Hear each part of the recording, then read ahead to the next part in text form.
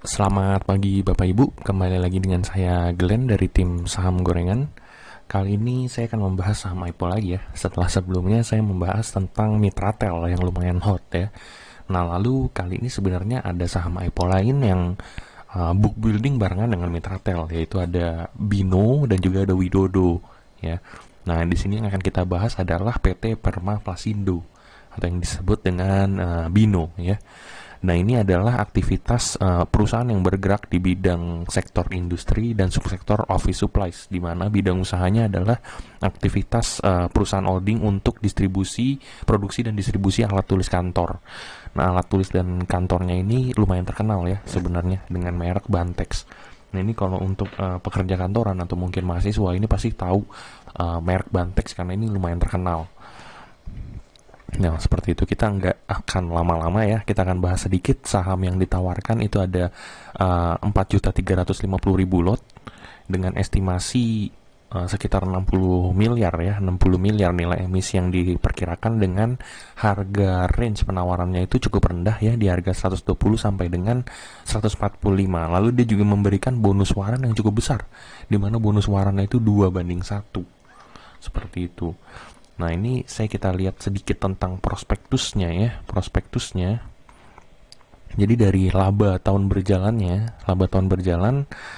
sebenarnya si Bino ini sempat mendapatkan kerugian di tahun 2020.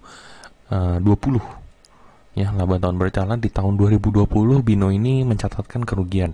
Di tahun 2018 dan 2019 ini mengalami keuntungan, tapi di 2019 keuntungannya sudah mulai menurun dan di tahun 2020 ini ditutup dengan kerugian.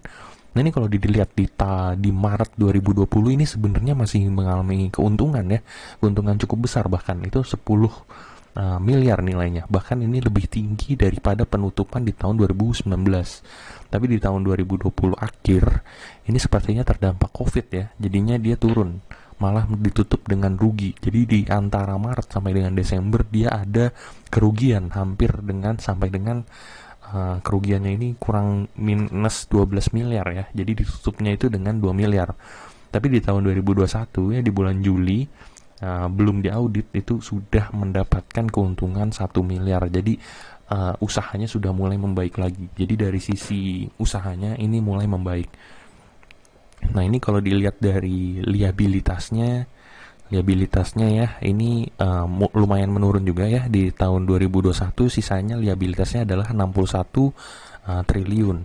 Nah, ini yang menarik ya, karena di 61 triliun ini 38 triliunnya itu nanti akan dibayar hutangnya menggunakan dana IPO. Jadi hampir lebih sekitar 50% lebih dari dananya itu akan digunakan untuk pembayaran liabilitas jangka panjangnya.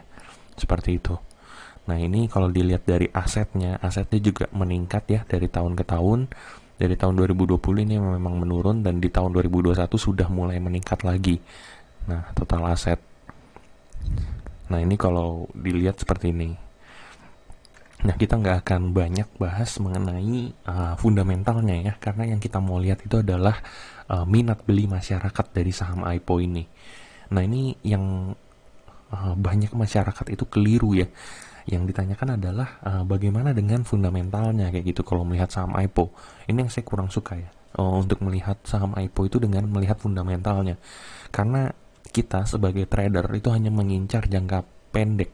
Jadi yang kita lihat itu adalah hari pertama dari IPO itu. Kita memanfaatkan momentum book building ataupun penawaran umum, dan yang kita cari itu adalah keuntungan di hari pertama. Bahkan di hari pertama atau hari kedua itu biasanya kita langsung jual kalau untuk trading saham IPO ya. Dimana Bino ini kita manfaatkan untuk trading saham IPO. Itu menarik atau tidak? Nah, yang tadi saya bahas itu dari segi keuntungan, lalu dari segi waran dan lain-lain, itu hanya sebagai menunjukkan apakah dari perspektif yang ditampilkan itu menarik minat investasi atau tidak. Seperti itu. Jadi kita nggak akan bahas valuasinya dan lain-lain. Nah, akan melihat ya 7 kriteria utama dari saham Bino ini ya, IPO Bino ini, apakah menarik minat investasi masyarakat sehingga akan mengalami kenaikan di hari pertama. Nah, yang pertama kita lihat dari waran. Nah, waran ini seperti yang tadi saya udah bilang, dia membelikan warannya itu 2:1, di mana nilai 2:1 itu adalah besar sekali untuk pemberian bonus waran ya. Biasanya tuh hanya 3:1 atau 9:1 yang umum ya. Tapi ini dia memberikan 2:1, jadi ini besar sekali. Kalau Anda beli 100 saham, Anda dapat 50 waran, seperti itu. Cara cuma-cuma, dan padahal harga sahamnya pun itu murah sekali, hanya di fraksi harga 100, seperti itu. Nah, ini yang tadi juga sempat saya singgung dari fraksi harga. Fraksi harga itu di sini dia 120 sampai dengan 145, di mana ini termasuk fraksi harga di bawah 200 atau termasuk ke dalam saham gorengan. Minat masyarakat terhadap saham yang IPO di bawah harga 200 itu sangat tinggi. Jadi ini menurut saya nilai positif. Yang kedua adalah range harga. Ini kalau kita lihat dari historinya, saham yang IPO dengan range harga book building itu rendah, di bawah 30%, itu sangat menarik. Jadi kita berikan poin 3. Nah, jadi poinnya ini sistemnya adalah poin ya. Jadi kita akan hitung poinnya, dan nanti kita lihat ini berapa persen probabilitasnya untuk naik. Nah, ini karena dia 120 sampai dengan 145, ini di bawah 20% bahkan. Jadi dia masuk ke dalam range book building yang sempit. Jadi ini positif.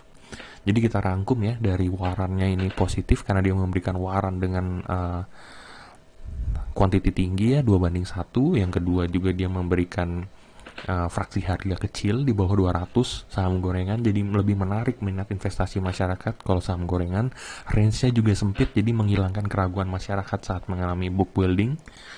Nah, nilai emisi juga kecil ya, nilai emisinya kecil karena hanya 63 miliar, ini di bawah 200 miliar, di mana dari historikalnya yang di bawah 200 miliar itu lebih mudah digoreng sehingga lebih sering naik di hari pertama.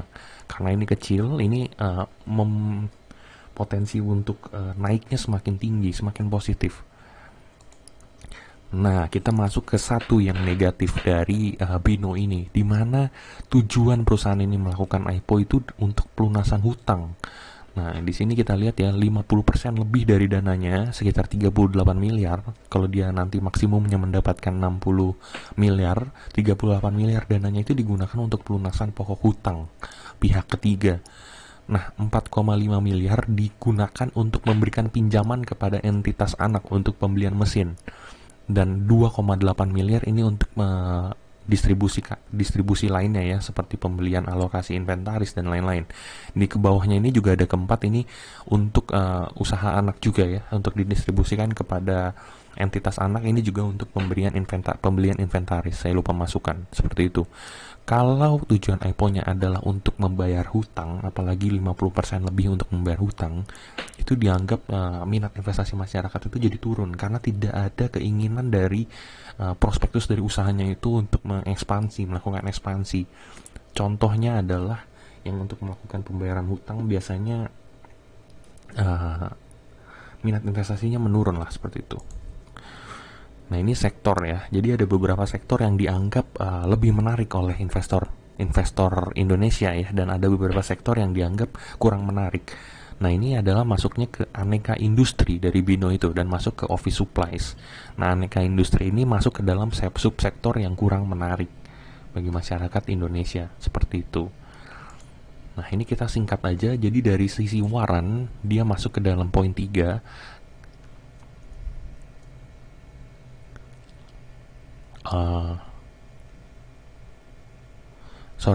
Waran dia masuk ke poin 2 karena dia memberikan nilai waran itu 2:1, di atas 1 namun di bawah 3.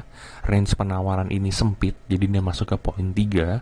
Fraksi harga ini kecil karena di bawah 200, dia masuk ke poin 3. Penggunaan dana IPO ini untuk pelunasan hutang 50%, jadi dia masuk ke poin 1.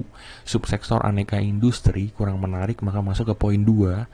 Penetapan harga penawaran ini ini belum kelihatan ya. Ini kenapa menarik, karena kalau oversubscribe biasanya akan diberikan di atas range harga atas, artinya minatnya itu udah kelihatan banyak. Nah, ini kita saat ini membuat video saat masa book building, jadi kita tidak ada penetapan harga penawaran sebagai kriteria. Nilai emisi itu kecil, jadi masuk ke poin 3. Dengan kriteria poin-poin sebagai berikut, maka probability Bino untuk naik itu 83%. Nah, 83% ini artinya Bino ini masuk ke dalam kriteria definite buy atau must buy ya. Ini menarik untuk dibeli dan resikonya kecil. Nah, jadi untuk potensi dia underpricing itu sangat tinggi. Apalagi nanti kalau kita lihat ya, pada penawaran umum penetapan harga penawarannya itu di harga atas atau di harga 145.